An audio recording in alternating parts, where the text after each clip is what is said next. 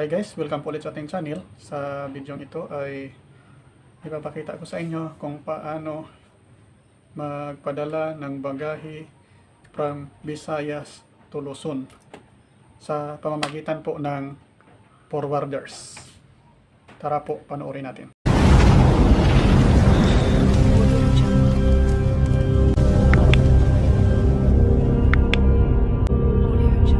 Ipapadala ko guys ay bigas po, no? Kalahating sako ng bigas. Para po ito guys sa pinsan ko sa Maynila. Nabalitaan natin ang malungkot balita sa mga kababayan natin sa Metro Manila, no? Sinalanta po ng bagyo. Naisip ko po ito yung tamang oras, no? Para maipadala ko po itong aking bagahe. Tagal ko na sana itong gustong ipadala. Kaso sa sobrang busy rin po, hindi ko pa po napadala hanggang ngayon. So ngayon lang po.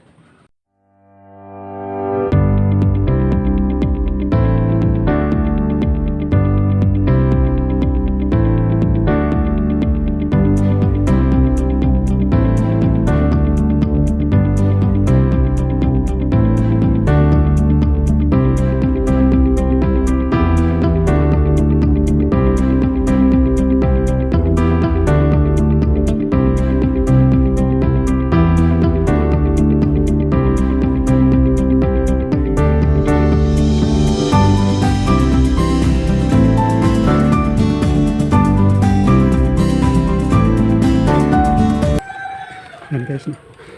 Medyo mahirap ang daan mula sa bodega. Kargahin muna natin.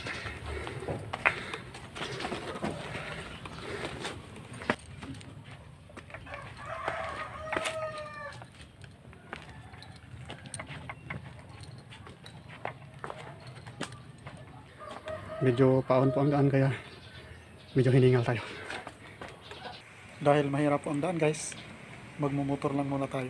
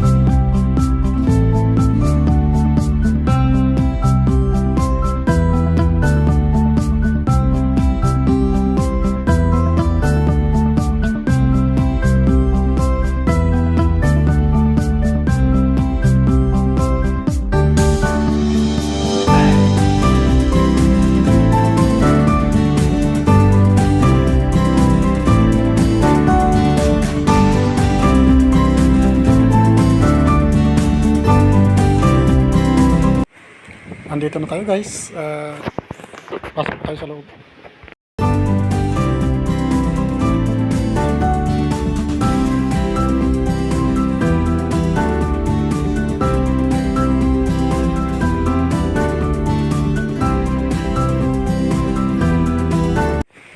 Titimbangin muna natin ang ating bagahe para malaman natin kung magkano.